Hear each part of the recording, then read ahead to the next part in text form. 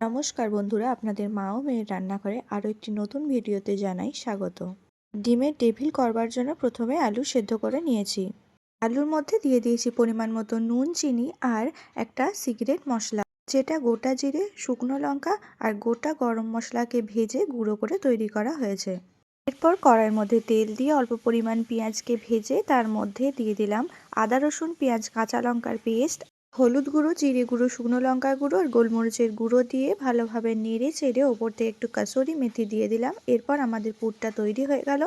অন্যদিকে আমরা ডিমগুলোকে সেদ্ধ করতে দিয়ে দিয়েছি আর এখানে 2 চামচ মতো কর্নফ্লাওয়ার জলে গুলে রেখে দিয়েছি। আর নিয়েছি ব্রেড ক্রাম্বস, পরিমাণ মতো আর একটু নুন, বিট নুন আর গোলমরিচের গুঁড়ো। এরপর ডিমগুলো সেদ্ধ হয়ে গেলে কয়েকটাকে আধখানা করে কেটেছি আর দুটোকে গোটা রেখেছি। সিদ্ধ করা ডিমগুলোর মধ্যে এবার এই বিট নুন আর গোলমরিচের গুঁড়োটাকে ভালোভাবে মাখিয়ে নিচ্ছি, যাতে খেতে ভালো লাগে।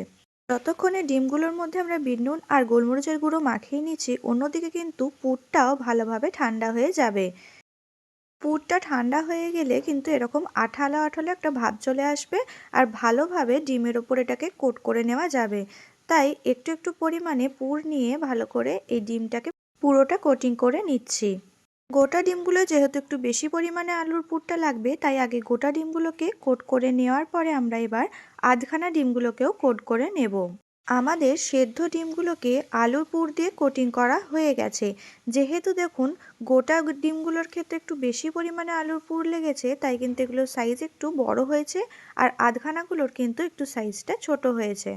শুধুমাত্র সাইজেরই একটু তফাৎ হয়েছে, কিন্তু টেস্টটা কিন্তু একই থাকবে।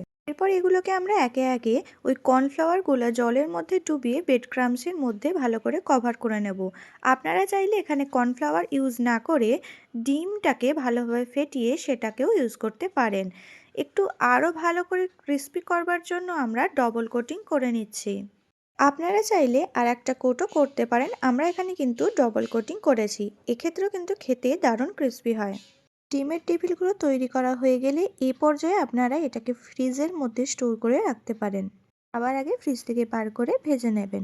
এভাবে আমাদের সবকটা ডিমের টেবিল তৈরি করা হয়ে গেছে। অন্যদিকে কড়াইয়ের মধ্যে তেল গরম করতে দিয়ে তেলটা একটু গরম হয়ে গেলে আঁচটা কমিয়ে দিয়ে উল্টে পাল্টে লাল লাল করে ভেজে নিয়ে রেডি হয়ে যাবে আমাদের এই ডিমের টেবিল। গ্যাসের আঁচটাকে কিন্তু মিডিয়ামে রেখে উল্টে পাল্টে লাল লাল করে ভেজে নিতে হবে, না হলে কিন্তু পুড়ে যেতে পারে।